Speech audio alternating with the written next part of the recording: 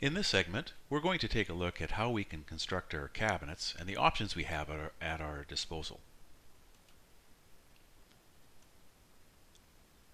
CabinetSense has a set of construction parameters that allow you to control how you're going to see your cabinet and how your parts will mate with each other. Let's take a look at some of them.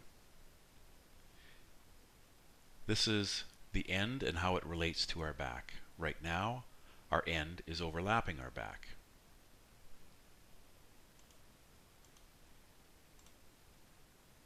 And now we switched it the other way around. And we have control over all the different parts.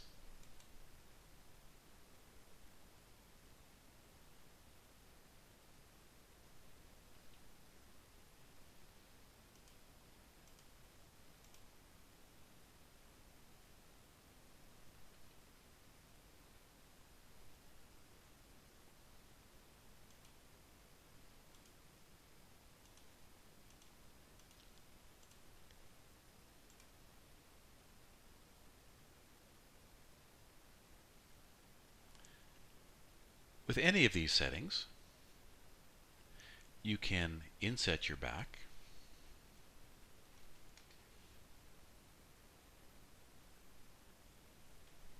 you can inset your top.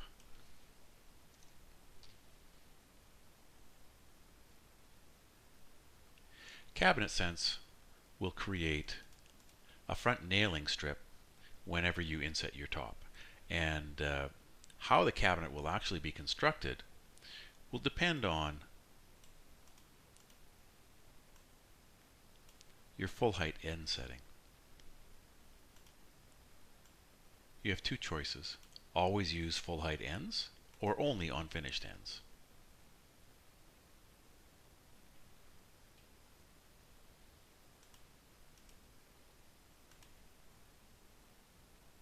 And the way you would use it will really depend on, most likely, if you're using a wall cabinet or a base cabinet. Okay, let's take a look at the parts. This is where you get to declare what kind of actual piece will be used, or if you're going to use one. Do you want a back? Do you want a bottom? Left end and right end, you have a choice between unfinished and finished ends. So if I took a finished, made our left end finished, it will cover right to the very top of the nailer, down to the bottom. And in this case, we've said that the box is using a detached toe. If we switched it to be an integrated toe, the end now goes completely from the top to the bottom. And one thing about a finished end, it will always change and it will always overlap all of the other pieces, even though our settings are exactly opposite. The unfinished end will obey our construction settings.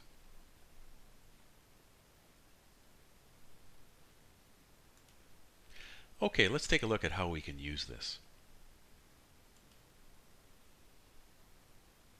I'm going to form a base cabinet, so I'm going to change my settings. I'm going to say that I'm always going to use a finished end. I'm still going to use an inset top. So in this case, what I'm going to do is create a cabinet that my countertop is going to hang over the front of my cabinet. If I was going to use a built-up top, then I would simply remove my inset. And now my countertop can sit right on top of my cabinet. But for this purpose, let's leave it back to using an inset. Okay. Now, as soon as I said that I'm always using a full height end, that means finished and unfinished ends. So here's our finished end. It's overlapping all of our parts like I said it would. If we take a look at the unfinished end, it's going from top to bottom because it's obeying the full height. But it doesn't overlap the back if the back is supposed to overlap the end. Okay. So in this case, we can put two cabinets together.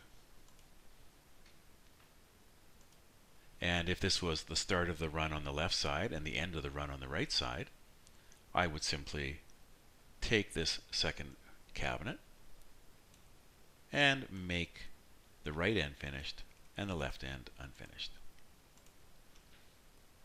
And now we've got a complete cabinet run, built the way that you want.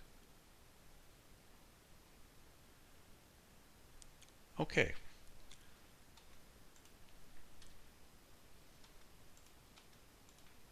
Let's now turn this into a wall cabinet. First of all, let's set the depth to something more appropriate. Let's make our top a full top. And I'm going to switch to finished ends only this time. I'm going to leave all my other settings the same. In the case of the toe kick on a wall cabinet, it's really the valance. So if I want to include a valance, I can remove my inset on my toe kick and set the height to something more appropriate. And that's beginning to look more like a wall cabinet. If I take my next cabinet, put it beside, and again, simply switching the ends around, unfinished to finished, you now have a complete run of cabinets. And if you wanted to put one in the middle, you would just take the middle one and make both ends unfinished.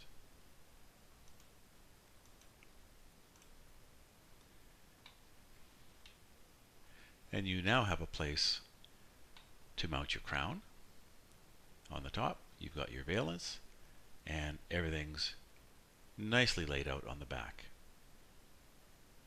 And that's the options you have for putting your cabinets together. Thank you for watching.